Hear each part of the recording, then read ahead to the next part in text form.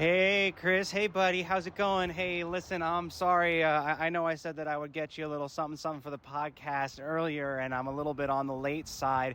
I've been pretty busy. American football icon Brett Favre and I are down in Pigeon Forge, Tennessee, attending a timeshare presentation. And right around the same time that you were saying, hey, send me a little something for the podcast, we were getting ready to go into Biblical Times Dinner Theater to enjoy a little bit of a show. And so I hope I'm not too late, but the marijuana laws in Tennessee are just crazy. They're crazy. I looked into it. See, we went to a dispensary, right? And they were selling nugs, like real nugs. It's the real stuff. But Tennessee is dragging their feet on legalizing. It is still illegal to possess marijuana in the state of Tennessee. Entirely illegal. And yet there was a fully open dispensary. And I figured, well, it's probably just medical or something, right? Nope, not medical. There is no medical marijuana in Tennessee.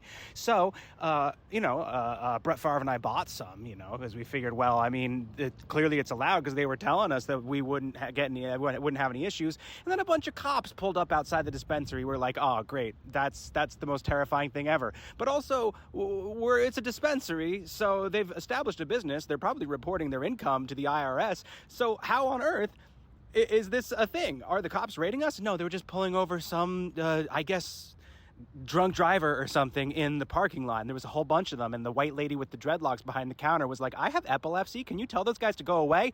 And the dude by the door of the dispensary with the gun was like, yeah, let me go talk to him. And I was kind of flabbergasted. And it turns out, so here's the thing, right?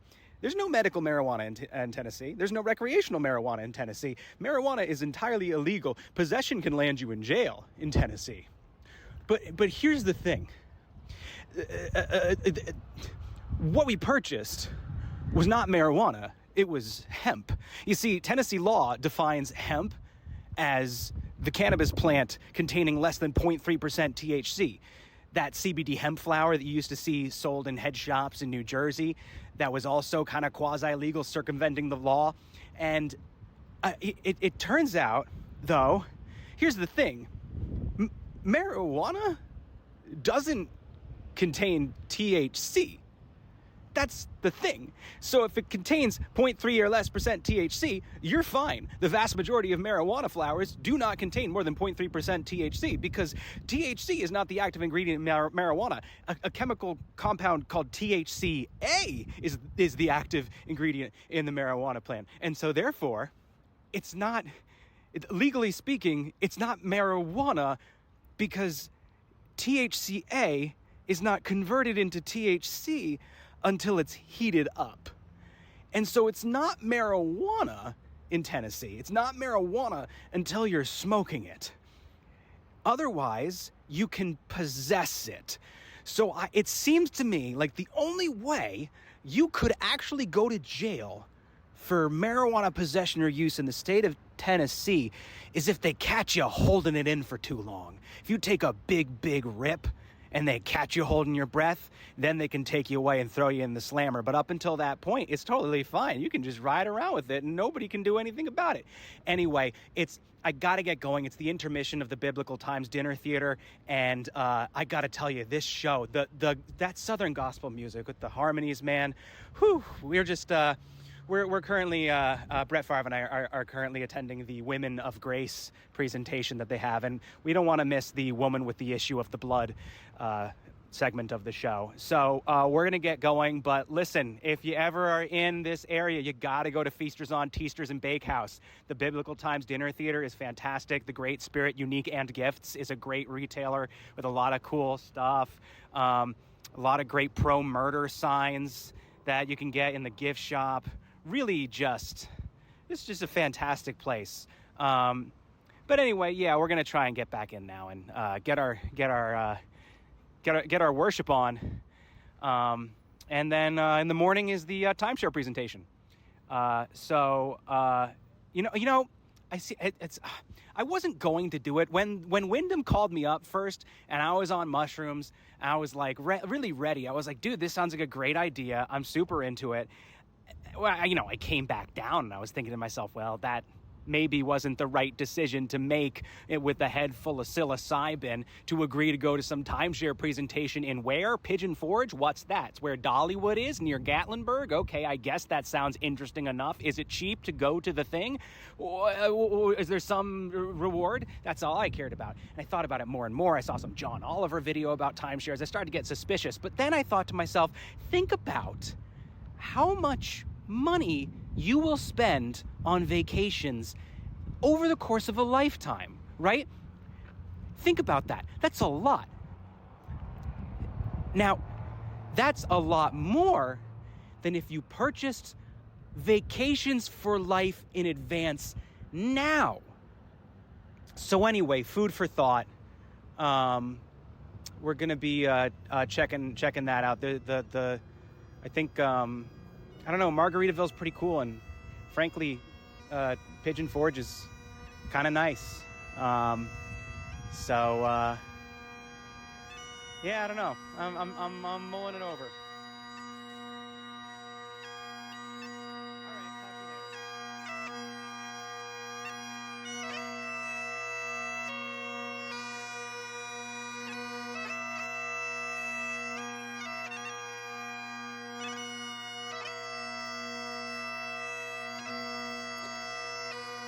Welcome everybody to Life in the World to Come.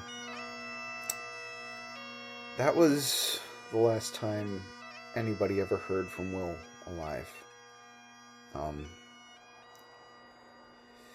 This episode is going to be a little funeral for him, my best friend. Will passed away, deservedly, if I'm being frank about the situation. I mean, we all saw the Instagram story. You can't be getting that close to bears. You just can't. No matter how, look, they're really cute, you know? They're cute and they look friendly and they might even act friendly to you. But the thing about them is that that's like a 500-pound fucking knotted ball of strength and muscle beyond human comprehension. It doesn't even have to want to kill you to kill you. It you know, it can just give you like a firm pat on the back and it'll break your spine. And this thing wanted to kill Will. I don't know if it was just his face or if like Will said something that didn't get put on camera, but like it fucking, the thing had a fucking problem with Will. The thing took one look at Will and went, nuh-uh, no. I'm gonna lure this little shit into a false sense of security and then you do what it did. Man. And look, you know, I don't want to. I'm not here to push blame around. But I do know that this was a trip that he went on with Brett Favre. And listen, look, you know, far be it from me, and Brett, I you know, listen, I love you. No, never mind. That's weird. I feel like we've known each other for a while, but like we haven't like been like actively friends for like a lot. So like it feels weird to say. So I'm not gonna say. Look, listen. I think you're great. I think you're great. I think you're great for Will, but I also know that you're like into animals and stuff. And listen. Listen, I'm not. This is weird. Listen, and I'm not trying to push blame around, but I know that you're like an animal person. I know that's like your career, and I can just see you. I can just imagine you there as Will gets closer and closer to this fucking murderous beast, and you're just like, no, it's fine, it's friendly. No, people think they're dangerous, but they're not. You can trust me. This is my job. And listen, Brett. Listen, you listen to me. I mean, you saw the consequences of your actions, so I'm sure I'm just pouring salt in the wound at this point. But fucking, yeah, okay. I mean, look, I was, listen, I wasn't going to, I know, I'm not trying to put blame around, but if the blame has to go somewhere, I mean, I'm not going to put it on the bear. It's a wild fucking animal, you know? And I am gonna I am gonna go Captain Ahab on this bear. You know, just so we're clear, out of respect for my dead friend. You know, I am going to get an eye patch and a harpoon gun and roam the forests of wherever the fuck Will was looking for this thing to take revenge um, for stealing from me, my friend and business partner. Um, I am going to do that, but that's just out of respect for Will. That doesn't have anything to do with the bear. You know, the bear's a bear. It's a wild animal, and fucking humans shouldn't stand that goddamn close to it. You idiot. You fucking idiot. You're dead now, and you have no one to blame but yourself. Certainly not the bear. Maybe Brett. Maybe Brett. I don't know how much Brett encouraged this. And again, I'm not trying to cause drama. I'm not trying to start fights, but I can imagine Brett encouraging this. And Brett, I think that you're great for Will. I listen, Brett. And this is all purely a fantasy because Will is dead. But if you are ever on a trip like this with Will again, and listen, even if the bear thing wasn't your idea, I think as his partner, if your partner starts to get too close to a fucking bear, it's your responsibility to be like, hey, baby doll, my love, my special sweetums.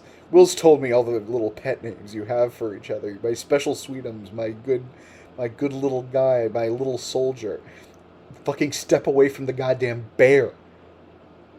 Don't do that. It's your responsibility. And Will, it goes both ways. Will, you do this for Brett too. If you're near a fucking bear, don't be. If you can see a bear, try to get into a point in your life where you can't see the bear anymore. Okay? This is how you check whether or not your life is going good. And if things are good, it's like safe and not dangerous. Look around. Is there a bear? Good. Thank God you're on the right track. Jesus Christ. Okay, let's get into some questions, I guess. Okay, and I'm not like trying to harp on this, but before we do though, I was looking at that Instagram story where Will is interacting with the bear, and the first clip in that series of Instagram stories is a man kind of jogging away from the bear with people like shouting. And when I saw that, my first thought was like, "Oh God, look at that idiot. Look at this idiot running away. This idiot was trying to like get close to the bear. That's a fucking rookie move. You can't do that. Only idiots fucking get closer to the bear that they see. You know, you look at the bear from a distance, you can appreciate the bear.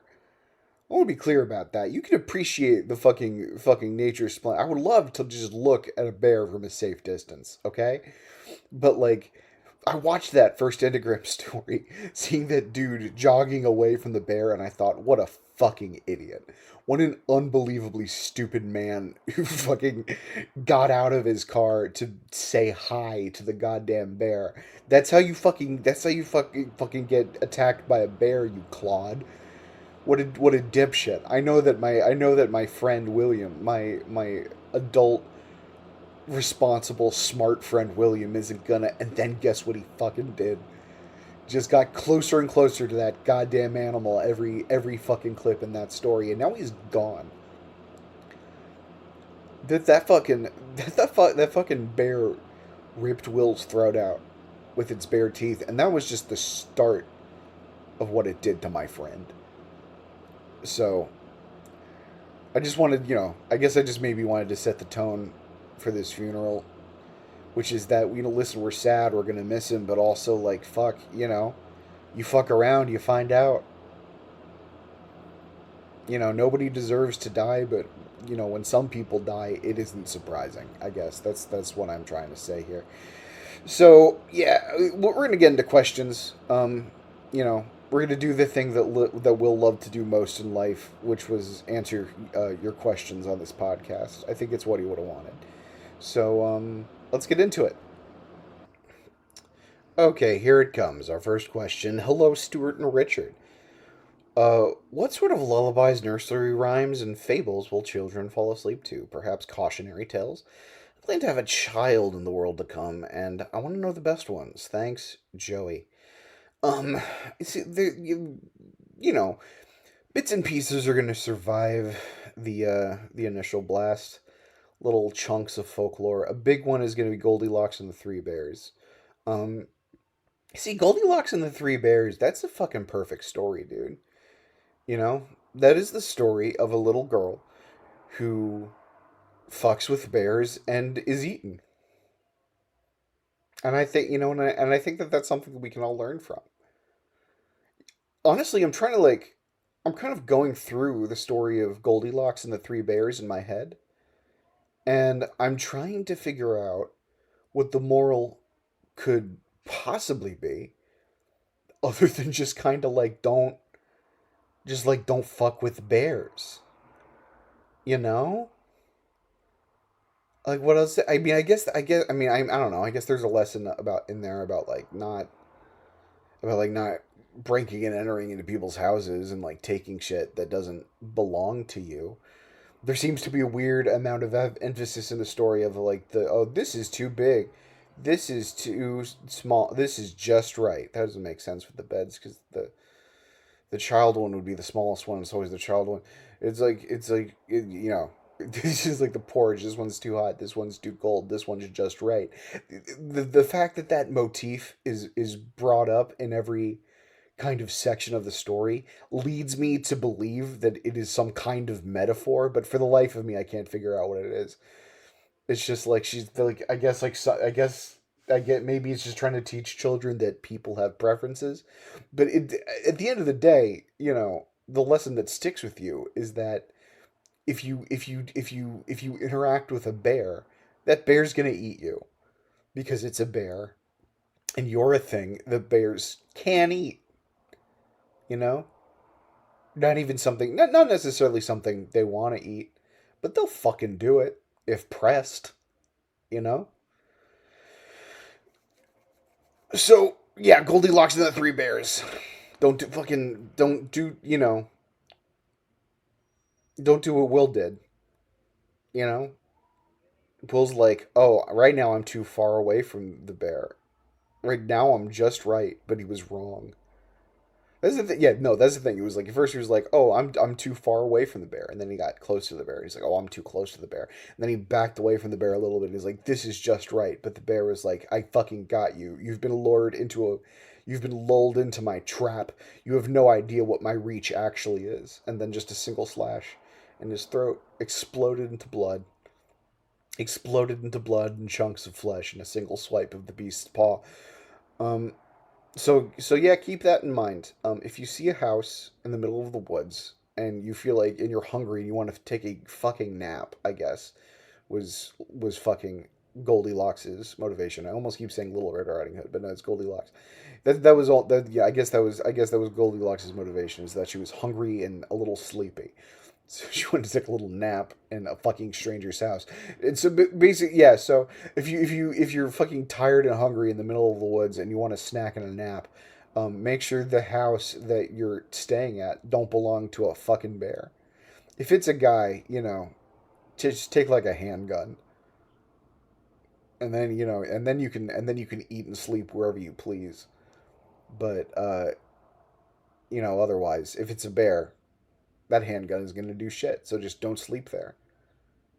Bear can shrug off a single bullet. You might, if you can get like a bunch into like a vital spot, you might be able to take down a bear. But those things are motherfuckers are fast and it'll be on top of you before you can get a full clip out. So, just so I guess what am I saying here? Carry a gun.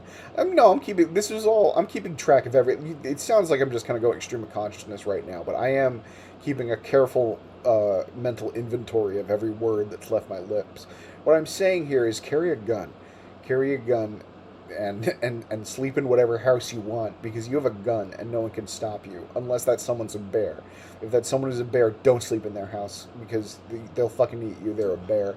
And anyone, and again, I can't stress this enough. Anyone who gets close to a bear doesn't deserve to die, but is going to, and we shouldn't be all like shocked and surprised when they do. Yeah. So yeah, so that's your answer. Goldilocks. You know, some stories stick around because they stay relevant, and you know, I can't help but wish that my dear departed friend, had maybe, you know, maybe flip that on, put on a little audiobook of Goldilocks as he was driving to wherever he's driving, you know, so that when they saw that bear on the side of the road, they didn't feel the need to park and just be like, God, I like, it's weird. I am like, listen, man, I'm a little pissed at you for doing this shit. Don't fucking do that. Don't fucking. I like this. Yeah, no. This is what this whole episode is. It's just me shaming Will for getting close to that goddamn bear. You can't be doing that. You can't be doing that, you idiot. It's not. I'm not surprised you're dead. Okay. All right. All right. All right. Next question. Okay. Our next question. Dear Christopher and William, what will become of bagel and cream cheese in the world to come? This is urgent. I mean, I imagine it's gonna be like a lot of like kind of food scouring in the world to come. Like you're not gonna be able to make your own bagels. That's you know that's you just get that out of the way. Like flour is incredibly flammable. It's all gonna fucking burn to dust right away, and no one's gonna hold on to the agricultural knowledge necessary to grow more. So like, if you want a bagel, you're just gonna have to go like crawl around a bombed out bagel shop and hope that you find one where the cream cheese hasn't spoiled as badly as the rest. Um, and there's gonna be like and I think like the upside to this whole situation is that you will never have to fucking deal with a hot bagel with cream cheese again. Listen, I've talked about this before. I think only on the Instagram though. So I want to codify it on my podcast so that everyone knows. Stop putting cream cheese on hot bagels. Ain't nothing wrong with a hot bagel, but you put butter on the hot bagel. You know why? Because butter is supposed to melt. Butter is designed to melt. Cream cheese is not supposed to melt. When you get cream cheese hot, it turns into fucking cream of cheese soup. Okay? And it fucking sploots all over your hands and shirt, and it gets stuck in your beard, and it sucks. Okay? If I want my bagel hot, I'll ask for it toasted. Every bagel shop I've ever been to. If I want a fucking hot bagel, I'll ask for it toasted. You have a fucking neon sign in your goddamn window that says hot bagels? Fuck off. I don't want my bagel hot. If my bagel is hot, it'll melt my cream cheese and it'll be a fucking borderline like borderline unacceptable culinary experience. Like partly because like you end up not even eating half the cream cheese. It's just like when if that cream cheese is hot, your fucking teeth squeeze the bagel together and it all just squirts out around the side and you lose it. It goes on the goddamn floor. So and that's the beautiful thing about the world to come is that like is that all of these bagels are going to be very stale, and these and the cream cheese is going to be fucking completely solid, which is what you want. You know, you want your cream cheese to be more cheese than cream. So yeah, good news. No more hot bagels. If you like hot bagels, do you get that hot bagel with cream cheese? And if so, why are you a sociopath? Yeah, okay. Yeah, okay. Good. I guess that's 3 minutes out of the way. Um, God, how long is this fucking funeral gonna be? I got like a fucking. I want to get like a cheeseburger. Or do you think they let you eat? They let you eat at funerals? If you're gonna like rock up to a funeral with like a big bag of like popcorn, is that cool? Is it okay to interrupt a funeral to go to the door of the church to pick up your DoorDash order? The answer is no, it's not rude, but only if you bring enough for everybody. I'm gonna get fucking. I'm just like, You're allowed to interrupt a funeral for a DoorDash order as long as you remember to buy fucking soup dumplings for everybody. You can only eat soup dumplings while you mourn. Okay, next question. I've been waiting for a little bit now for the I don't know if it's like a lawnmower or like a leaf blower. There's some kind of machinery, some kind of motor-based machinery revving outside my window. I was waiting for it to stop so I could record, but it doesn't seem like it. Oh, no, it's still going. Yeah, I don't think it's gonna stop. So we're just gonna barrel ahead. We're just gonna barrel ahead, and if it sounds like someone's doing yard work outside, it's because they are. Um, I'm also fully nude right now. I don't know if anyone was interested in that piece of information, but I am fully nude. I haven't gotten out of bed yet today. I just kind of woke up, remembered that there were some technical difficulties, so I couldn't work on the podcast last night. So I need to I woke up. I remembered I go, fuck, oh God, I got to do the fucking solo up today. And I didn't even get out of bed. I just kind of dragged my laptop onto my chest, opened it up, and started doing it. Um, so I'm fucking hungry. I haven't had breakfast yet. But the important thing for you all to remember is that I am nude. I'm fully nude as I'm recording this. So what do you think about? What do you think about that, huh? You like that? Is that hot? Is that hot? Do you like it? Our next question. Okay, dear Chris and Will, recently I've been working on a musical, and that got me thinking. What will become of musical theater, or theater in general, in the world to come? Will Broadway thrive with new productions about apocalypse life, or will the concept of theater go extinct? Sorry if this has been asked before. I'm relatively new to the podcast. Love Peasy. P.S. Unrelated, but this next episode gets uploaded a day before my birthday. I'm glad the universe has good timing, even if this ask doesn't get featured. Well, Peasy, happy birthday. And you're right, we have talked about the whole musical theater thing before. But I can recap it really quick. The gist of it is no. No, it's all gone. It's all. Listen, listen. I grew up in the musical theater scene. I was a theater kid, and if theater kids love anything, it's it's it's fucking MK Ultraing themselves into thinking that theater is important. That is like more than theater itself. I think more than theater, more than the craft of acting. I think what actors love is just like talking to each other with earnest expressions, and just being like, what we're doing here is so important. God, this is so important. This to be here with all of you in this production of Kinky Boots. I just this is a story that needs to be told, and we're doing such a service, and I'm so grateful. I'm so grateful that you and us and all of us together, we get to come together. I think we're gonna change the world tonight. I think we're gonna change. I think they're gonna see this beautiful, incredible story of Kinky Boots, of these boots and how they're so kinky. These boots are so kinky. These are the kinkiest boots anyone's ever seen, and that's so important. It's so important. It's so important. The kinky boots. Oh God, the boots are so kinky, and the people need to know. The people need to know about the kinky boots. We're charity workers. What we do is the same as charity. We get paid to do kinky boots, and we're heroes for it. What was I saying? Anyway, yeah, that's the kind of the theater ethos, and that it's just not survivable. It doesn't matter how much you believe in yourself and how much you support your friends, or outwardly support your friends and talk shit about them behind your back like most theater kids. No matter any of that shit.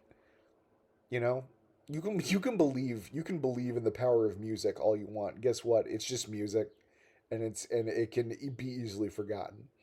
Um, so that's so yeah. Happy birthday. Theater is gonna die, and is frankly already dead. And whatever happens after this is just kind of the death throes. Um, just kind of the last gasp of the dying medium. All right. Okay. I'm so excited for this next question. This is the kind of question I've been dying to answer for years. This is a question from Jeremy, and Jeremy asks, how the hell will I protect myself from creepy ass guys in the school standing next to me at the urinals? Listen, never back down from a challenge. If there's somebody standing next to you close at the urinal, it's like somebody pulling up next to you at like a stoplight in their Maserati and kind of revving their engine. Okay, no words have been spoken between the two of you, but the challenge is clear. And now you're in a position where the only thing that you can do is assert your own manhood. This person is challenging your dominance, and it's time to fucking go, bud. So just kind of flex your pelvic muscles, and you got to intimidate him. You got to intimidate him with the force and the power of your stream. You gotta fucking blast that shit out. Just like all of it in less than a second. So it's less of a stream and more of like a fucking intense water ride style splash. And then they'll know. Then they'll know that you know. Then they'll know that you can't be fucked with. They're gonna be like, damn, this guy is the single most healthy prostate I've ever encountered in all of my travels.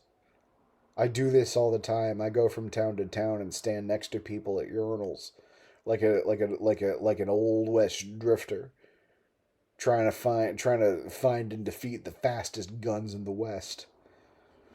But that's the thing about this thing you gotta remember, cowboys. That there's always somebody quicker on the draw, and that's what he's gonna think about you. He's gonna think, damn, time to fucking hang up my spurs because I've been defeated.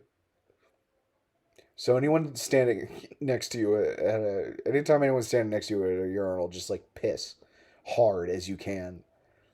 And when they walk away disgusted, just know that that they are defeated, and that you have asserted your dominance over them. They understand the pecking order now. Okay, so these solo eps are usually like 40 minutes long at the pace I'm going now. That's like what, 10 more questions? Cool. Okay, good. Okay, cool. Okay, good. God. Funerals are fucking boring, man. I want that cheeseburger. I mean, I respect Will and stuff, but like I don't got to look at him in a box, you know? I don't have to look at him in this box and be like, "Hey, fuck, I'm going to miss you," because I'm just going to miss him, you know?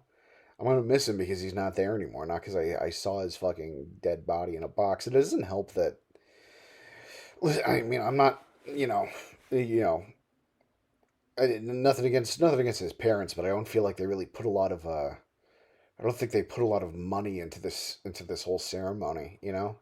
Like I'm looking at the body and like they didn't clean it up. I mean, the thing looks like it died the way that it died, you know? There's like a big like bloody gash in his neck, and his head is just kind of hanging on by a flap of skin.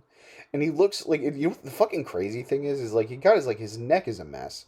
His neck is just open. It's a mess, and like he's and like it's the crazy thing is like the blood is still kind of oozing, like it's still like he's in like a fresh pressed like suit to lay in his casket, but it is like there is blood oozing out of it, but he is dead. It's like that's how hard this bear killed him, is that he's been dead for days and he's still bleeding.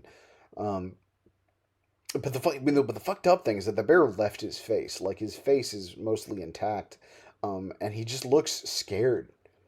You know, like he just looks really afraid.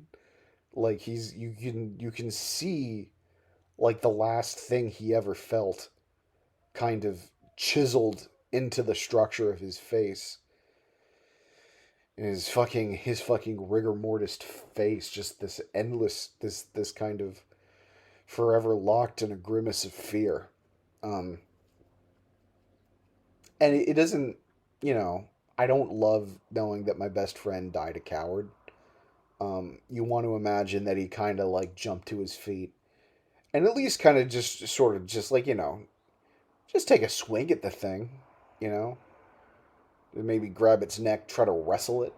Just try to like, and you're not gonna win against a bear, but just to like, you gotta just like fucking, you gotta just like stand up and like, and fucking give them one for Team Human, just like, just do your best, and you can tell by the rigor mortis expression stamped permanently onto Will's face that that is not how this went down.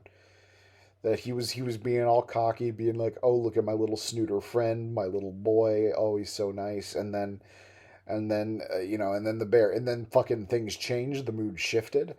The bear got aggressive, and you can tell that he fucking pissed and shat himself in his final moments. Frankly, he can smell it. You can smell it. Frankly, I don't know if his parents didn't like. I don't know if his parents didn't bother changing his pants. If they were like changing the corpse's pants and they saw all that shit and they're like, ugh, and then it just kind of like stopped because they thought it was gross and just kind of threw him in the casket. I mean, that's my theory. I don't know. I haven't talked to his parents. But listen, the point is that like the thing, the thing, it stinks. It stinks. Oh, my fucking DoorDash is here. Hold on.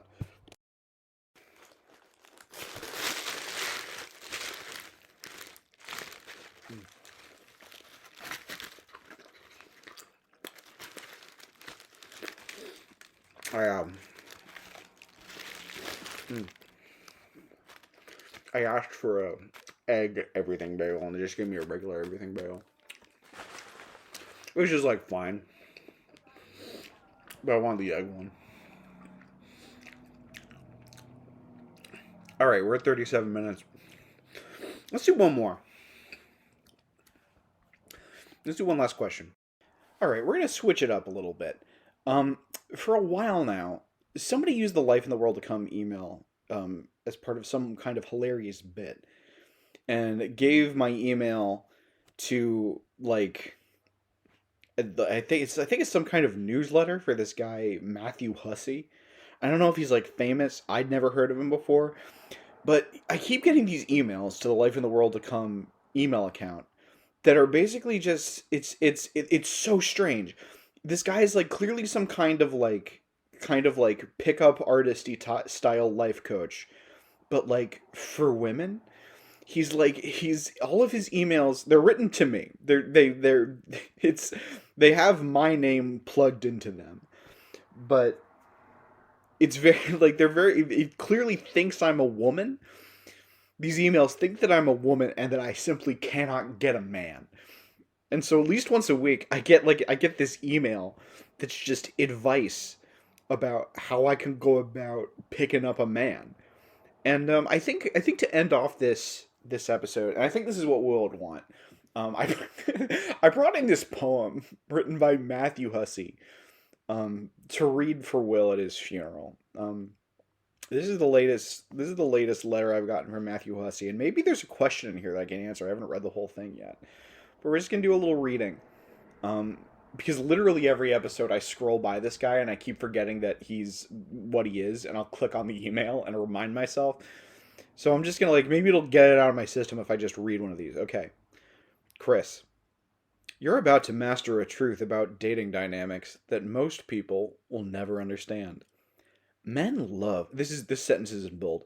Men love the chase, but we get discouraged if the it's discouraged with the game of hard to get. Parentheses. I hear you going, huh? Stick with me. I'm about to explain. Simply put, men actually want to earn your attention and attraction, but they need engagement from you. But they need encouragement from you that you won't simply reject them on the spot, or that you won't even try to pursue them in the first place. Now, before you get frustrated with seems like an impossible catch-22, take a step back and think of it this way. If a man you just met said, Chris, you're the most amazing woman I've ever met. Please be mine forever. You'd probably be like, thanks, I'm flattered, but we've only ever been on one date. And on the flip side, if a guy you like didn't answer your text for 5 days, you could lose his number pretty quickly. This next sentence is in bold again. Chris, the beginning stages of dating are a delicate dance, both for men and women. Chris, the beginning stages of dating are a delicate dance, and both the man and the woman need to learn the right steps to make it work. It's all about balancing initiative and restraint until you know enough about the other to decide what you want to decide you want to move the relationship from casual to something more serious. It's incredibly difficult to get that balance just right, which is why so many new relationships crash and burn before they have a chance to really get off the ground. But that doesn't have to be the way for you! That was in all caps. All you have to do is follow these 3 steps. Step 1, click here to download your guide. Step 2, turn to secret number 5. Step 3, pay special attention to my simple technique on page 55, oh my god, where I show you exactly how to encourage him to chase you without ever playing hard to get. Enjoy being one of the only women who knows how to do this in the history of ever. That's a direct quote. I'm going to read that last line again. Enjoy being one of the only women who knows how to do this in the history of, and this last word is in italics, ever. We're in this together. Always. Matthew X. Oh, he gave me a little kiss. Oh, Matthew. Matthew, are you flirting with me? Well, thanks everybody for listening to Life in the World to Come. Oh, what's that? Oh, wait, hold, everyone back up for a second. I'm just gonna put my ear to the corpse for a second. I'm just gonna listen to his heartbeat. No. This is normal. I do this all the time. I do this at every funeral. I'm just gonna kind of put my head in the casket, put my head to. Oh my god. There's a heartbeat. Oh, we did this prematurely. Oh, the bear maimed him. The bear just maimed him, everybody. He's gonna be okay. He's in terrible condition, and I don't know if he'll ever walk again. But he's gonna be alright. Fucking get him out of that casket. Fucking wheel him out of here. Fucking patch him up. We'll be back next week for another beautiful episode of your favorite podcast, Life in the World to Come. If you'd like to support us on Patreon, you can do so at patreon.com/lifeintheworldtocome. Or is lifeintheworldtocome.patreon.com? No, it's patreon.com/lifeintheworldtocome. That's the one. If you want to buy our merch on Big Cartel, you can go to lifeintheworldtocome.bigcartel.com.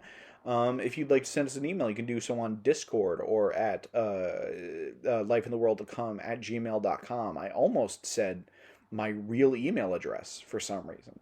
I had to pause for a second to stop myself from just saying my real, normal, actual email address. That's fun. Our intro and outro music is We Are the Hellhounds by the Taxpayers. And that's all she wrote, everybody. I'm going to go visit Will at the hospital. But I hope that you all have a great day on this beautiful joy. Go with God. Go with God.